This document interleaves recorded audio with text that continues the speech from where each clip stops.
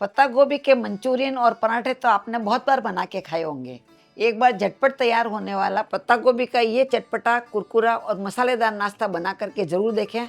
इसे आप चाय के साथ तो परोस ही सकते हैं, पर कभी घर में अचानक से मेहमान आ जाए, बर्थडे या किटी पार्टी हो, उस समय आप इसे किस तरह से 5 मिनट में सर्व करें, ये भी मैं आपको इसी वीडियो में बताऊंगी। इसके लिए यहाँ पर मैंने एक पत्ता गोभी ली है। इसका वजन लगभग 450 ग्राम है। आप अपने हिसाब से पत्ता गोभी कम ज़्यादा ले सकते हैं। इसके पीछे जो हार्ड वाला पार्ट है उसको हम निकाल देते हैं। वैसे पत्ता गोभी के ऊपर के 2 पत्ते निकाल करके मैंने इसको साफ धो लिया था, तो ये धुली हुई पत्ता गोभी है। अब इसके हम 2 पार्ट कर लेते हैं और पत्ता गोभी के पीछे जो हार्ड वाला पार्ट है उसको हमें निकाल लेना है। इसका हमें इसमें इस्तेमाल नहीं करना है। आज की रेसिपी आप कहाँ से देख रहे हैं मुझे कमेंट बॉक्स में लिख करके जरूर बताएं। साथ ही वीडियो पसंद आए तो लाइक जरूर किया करें। अब इस पत्ता गोभी को हम रफली काट लेंगे। इसमें महीन महीन काटने की ज़रूरत नहीं है आपको, ये काम फटाफट हो जाएगा। इस तरह से मैंने पूरी पत्ता गोभी को रफली काट लिया है, ये इजीली फटाफट हो जाएगा। अभी यहाँ पर मैंने एक मिक्सी का जार लिया है और इस पत्ता गोभी को आधा आधा करके इसमें डाल देंगे। यदि आपके पास फूड प्रोसेसर हो या बड़ा वाला चॉपर हो तो उसमें आप एक साथ भी कर सकते हैं। अभी ढक करके इसे हम दरदरा पीस लेंगे। इस चीज़ का ध्यान रखें, आपको इसे पल्स मोड पे पीसना है, कंटिन्यू मिक्सी चलाते हुए नहीं पीसना है। तो आप देख पा रहे हैं इस तरह से मैंने इसे पीस करके तैयार कर लिया। अभी इसे एक परात के अंदर ट्रांसफ़र कर देते हैं। इस तरह से मैंने दूसरा बैच भी पीस करके तैयार कर लिया है, इसको भी इसी के साथ में निकाल देते हैं। वैसे बच्चे सब्जियाँ ज़्यादा खाते नहीं हैं, पर यकीन मानिए बच्चे तो इसे बहुत ही शौक से खाएंगे। अब इस पत्ता गोभी को हम नाप के देख लेते हैं। तो यहाँ मैंने एक मेजरिंग कप लिया है। आपके घर में कोई भी कप या कटोरी सेट कर लें, उससे आप नाप के देख लें। आप देख पा रहे हैं 1 कप भर गया है और पीछे लगभग 1 कप जितना रह गया है। तो कुल मिला के हमारे 2 कप जितनी पत्ता गोभी तैयार हुई है। अभी इसी मेजरिंग कप के हिसाब से हम सारी सामग्री लेंगे। तो सबसे पहले इसमें हम 1 छोटा चम्मच जितना नमक डाल देते हैं। नमक डाल करके इसे मिक्स करके रख देते हैं। आप सभी जानते हैं पत्ता गोभी के अंदर पानी बहुत अच्छी मात्रा में होता है और आज की रेसिपी के लिए पानी का नाप ध्यान रखना बहुत ज़रूरी है।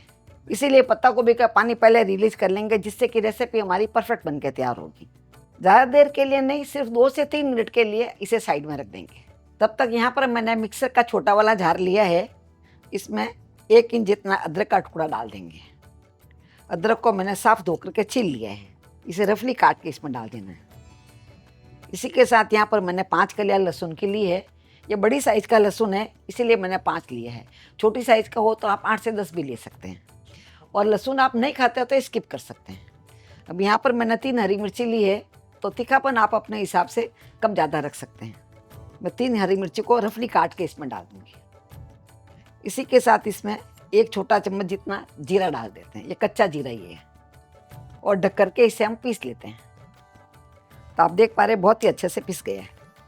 इसकी खुशबू इस समय बहुत अच्छी आ रही है और नाश्ते में इसका फ्लेवर बहुत ही अच्छा आएगा। अभी साइड में इसे रखे हुए लगभग 2 से 3 मिनट हो गए हैं, तो इसमें से पानी भी अच्छा छूट गया है। इस तरह से काफ़ी गीला हो गया ये। अभी जो अदरक मिर्ची लहसुन को हमने पीस के रखा था वो इसमें डाल देते हैं। इसी के साथ इसमें बेसिक मसाला डाल देते हैं। तो इसमें 1 छोटा चम्मच जितना लाल मिर्ची डाल देते हैं और 1/4 छोटा चम्मच जितना हल्दी पाउडर डाल देते हैं, और 1/4 छोटा चम्मच जितना ही मैंने अजवाइन लिया है।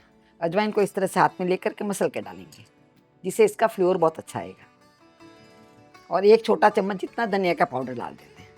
ये सब बेसिक मसाले जो आपके घर में आराम से मिल जाएंगे। नमक मैंने पहले डाल दिया था, इसलिए नमक अभी नहीं डालना है। अभी यहाँ पर मैंने 1 छोटा चम्मच जितना काली मिर्ची का पाउडर लिया है। आपके पास काली मिर्ची का पाउडर नहीं है और काली मिर्ची है तो उसको आप कूट के भी डाल सकते हैं। और 1 टेबल स्पून जितना इसमें हम तिल डाल देते हैं। अभी यहाँ पर मैंने लगभग आधा कप जितना हरा धनिया लिया है। तो धनिया का टेस्ट इसमें बहुत अच्छा आएगा, और इस मौसम में मार्केट में धनिया बहुत ही अच्छा मिल रहा है, तो धनिया का हमें यूज़ ज़रूर करना चाहिए। ये सबको एक बार अच्छे से मिक्स कर लेते हैं। सभी मसाले अच्छे से मिक्स हो जाना चाहिए। मिक्स करने के बाद में बाइंडिंग के लिए यहाँ पर मैंने आधा कप जितना चावल का आटा लिया है, ये इसमें डाल देते हैं। यदि आपके पास चावल का आटा नहीं है तो इसकी जगह पे आप सूजी को थोड़ा सा पीस करके ले लें, या महीन वाली सूजी हो तो आप ऐसे ही ले सकते हैं, उससे भी इसमें कुरकुरापन बहुत अच्छा आएगा। इसी के साथ यहाँ पर मैंने 1 कप जितना बेसन लिया है। बेसन के कारण से इसका टेस्ट बहुत अच्छा आएगा। बेसन को अच्छे से मिक्स कर लेते हैं। अभी यहाँ पर मैंने 1/4 छोटा चम्मच जितना मीठा सोडा लिया है, जिससे नाश्ता हमारा फूला फूला बन के तैयार होगा और सॉफ्ट बन के तैयार होगा। इसी के साथ इसमें आधे नींबू का रस डाल देते हैं। ये मैंने आधा नींबू लिया है, रस को इसमें निचोड़ देते हैं, जिससे मीठा सोडा अच्छे से एक्टिवेट हो जाएगा। आप देख पा रहे हैं नींबू डालते ही मीठा सोडा एक्टिव होने लग गया और इसमें झाग झाग आने लग गए। देखिए, इससे हमारा नाश्ता बहुत ही सॉफ्ट बन के तैयार होगा। आधे नींबू का रस आप इसमें ज़रूर डालें। अब सबको अच्छे से मिक्स कर लेते हैं। तो आपने देखा ये सभी मसाले बेसिक है जो आपके घर में आराम से मिल जाएंगे। इस तरह से मैंने सबको मिक्स कर लिया है और आप देख पा रहे हैं हल्का इस समय गीला लग रहा है। ये इस पर डिपेंड करता है कि पत्ता गोभी में से आपके कितना पानी छूटा है। अब इसमें थोड़ा सा चावल का आटा और डाल देंगे। ये मैंने लगभग 1/4 कप जितना लिया है और सबको अच्छे से मिक्स कर लेते हैं। आटा हमें ज़्यादा टाइट नहीं गूंदना, हल्का सा सॉफ्ट ही रखना है। ये पूरा 1/4 कप जितना मैंने इसमें डाल दिया है। इसकी जगह पे आप चाहे तो बेसन भी ले सकते हैं। इस तरह से मैंने पूरे को मिक्स कर लिया है। अभी इसमें थोड़ा सा तेल डाल देते हैं। तेल डाल करके इसे एक बार वापस मिक्स कर लेते हैं। इस तरह से आप देख पा रहे हैं मैंने सॉफ्ट आटा बना के तैयार किया है। इसी तरह से आटा सॉफ्ट होना चाहिए। ज़्यादा हार्ड कर देंगे तो नाश्ता बनेगा वो हार्ड बन जाएगा। अभी इसमें तो थोड़ा थोड़ा ले लेंगे। तो सबसे पहले आप थोड़ा सा तेल हाथ में लगा लें। तेल या घी कुछ भी लगा सकते हैं, हल्का सा लगा लें और थोड़ा सा ले लेंगे और इसको गोल कर लेंगे। इस तरह से आप इसे गोल कर लें। गोल करके हल्का सा दबा दें। फिर थोड़े से तिल इसके ऊपर हम डाल देंगे, जिससे इसका लुक बहुत अच्छा आएगा। या आपके पास हो तो आप डालें, नहीं तो आप स्किप भी कर सकते हैं। अभी यहाँ पर मैंने एक इडली का मोल्ड लिया है जिसमें मैंने तेल लगा दिया है। तेल लगाना बहुत ज़रूरी है। तेल लगाने से क्या इजीली नाश्ता निकल जाएगा। अब इस नाश्ते को बना बना के हम इसमें डालते रहेंगे। अभी साइड में मैंने एक स्टीमर में पानी गर्म कर लिया है और नाश्ते को इसमें रख देते हैं। हमारे रेशियो में ये 17 पीसेस बन करके तैयार हुए हैं।